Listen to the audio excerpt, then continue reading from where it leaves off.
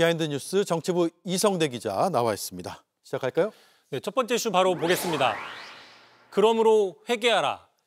자, 장동혁 대표가 지난 17일 다른 지도부 몰래 김민수 최고위원과만 윤 전 대통령을 전격적으로 면회했습니다. 예. 자, 자신의 소셜미디어에 윤 전 대통령이 지금 힘든 상황임에도 성경 말씀과 기도로 단단히 무장하고 있다라고 근황을 적었었죠.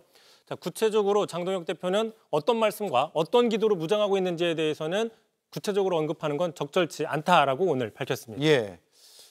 장동혁 대표를 향해서 부적절하다는 비판이 많이 나오고 있고 언론에서도 거의 일제히 비판하는 기사를 쓰고 있는데 윤 전 대통령 성경을 보고 기도한다라는 그 태도에 대한 비판도 꽤 컸죠. 그렇습니다. 일단 민주당에서는 윤 전 대통령이 임기 내내 무속 논란이 있었던 점을 꼬집으면서 박지원 의원 오늘 이렇게 얘기를 했습니다. 손바닥 왕자 쓰고 토론에 나왔던 윤 전 대통령이 성경, 기도, 함께 싸우자 이렇게 얘기를 했다고 하면 언어 도단이자 예수님을 모독하는 것이다라고 비판을 했고요. 예. 자, 국민의힘 안에서도 아니 내란 사태에 대해서 회개, 사과하지도 않고서는 하는 성경만 읽으면 무슨 의미가 있느냐 이런 반발이 나왔습니다. 직접 들어보시죠. 예. 기독교에 귀의를 했다라든가 그러면 회개부터 시작하셔야죠. 주님 앞에 회개하고 눈물을 흘리면서 자기로 인해서 피해본 사람들에 대해서 반성하고 회개하는 얘기가 전혀 없는데 무슨 성경 기도를 얘기하는지 좀 이해할 수 없고요. 예, 전직 대통령이 성경을 읽는다라는 주장 그동안에도 종종 나왔던 것 같아요. 당장 지난 여름에 구치소안에서 체포영장 집행 거부할 때도 그때도 성경 얘기했었죠. 그렇습니다. 눈에 띄는 게 이 윤 전 대통령 근황이 외부로 전달이 되는 이 변곡점마다 성경이 등장하는 모습입니다.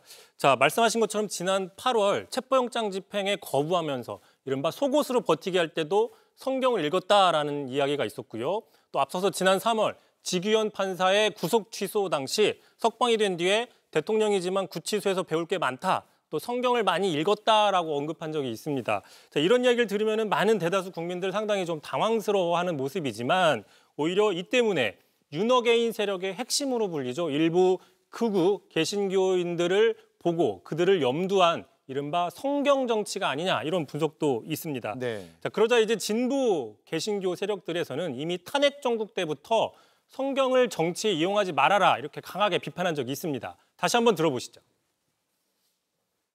진리를 알고 싶어서 성경을 읽었다면 아무도 모르게 조용하게 골방에서 읽었어야 내가 성경을 감옥에서 읽었소 하는 것은 성경 읽는 것을 정치화시키는 쇼라고밖에 말할 수가 없습니다. 성경을 제대로 읽었으면 굳이 나오려고 하지 않았을 겁니다.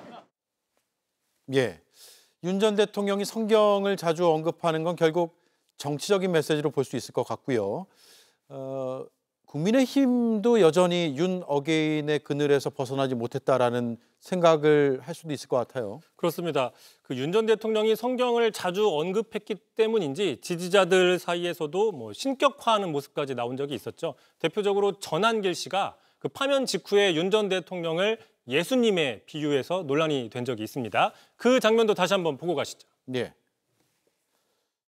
약간 예수님 같다는 생각이 들었어요. 예수님께서도 마찬가지로 정치적으로 십자가에 못 박혔지 않습니까? 네. 예수님은 희생당했지만 그때도 이런 다 이루었다 이런 말씀 하셨거든요. 네. 윤석열 대통령께서도 임기는 끝났지만은 하지만 그로 인해서 자유민주주의를 지켜냈고 그리고 보수 우파들의 결집을 만들어냈다.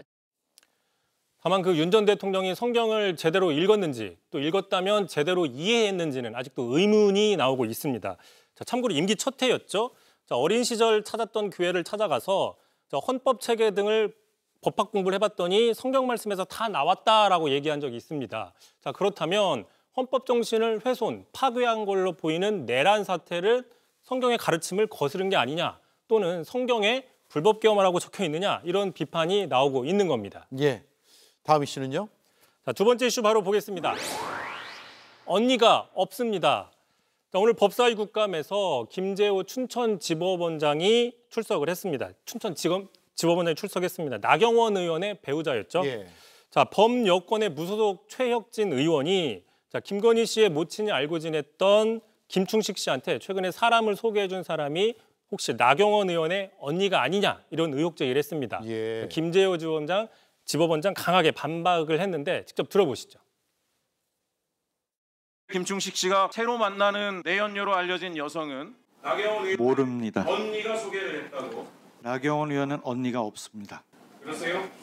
나경원 의원은 언니가 없습니다. 언니가 없습니다. 언니가 없습니다. 언니가 없습니다. 자, 보신 것처럼 5번이나 언니가 없다고 강하게 부정을 했었죠. 예. 자, 실제로 나경원 의원은 장녀로 알려져 있습니다. 예. 5선 중진 의원이고 그래도 꽤 인지도가 있는 의원이어서 가족 관계는 드러나 있는 것 같은데 금방 확인되는 사실인데도 저렇게 질의한다는 건 좀 이해가 안 되네요. 자, 일단 말 나온 김에 최욱진 의원은 법사위에서 최근에 가장 논란이 된 인물이죠. 자, 지난주 국감 초반이었습니다. 그 조희대 대법원장 처음 질의를 하면서 조요토미 히데요시 저런 그 합성 사진을 들어 올려서 상당히 뭐 망신주기 아니냐 이런 논란이 나왔고, 자, 그러다 보니까 민주당 안에서도 자, 사법개혁의 본질은 공정한 재판에 대한 따지는 것인데 그런 본질은 사라지고 도움이 되지 않았다. 저렇게 공개적으로 비판을 한 적도 있습니다. 예, 알겠습니다. 여기까지 듣죠. 이성대 기자였습니다. JTBC 뉴스를 시청해 주셔서 고맙습니다. 저희는 저녁 6시 30분 뉴스룸에서 뵙겠습니다.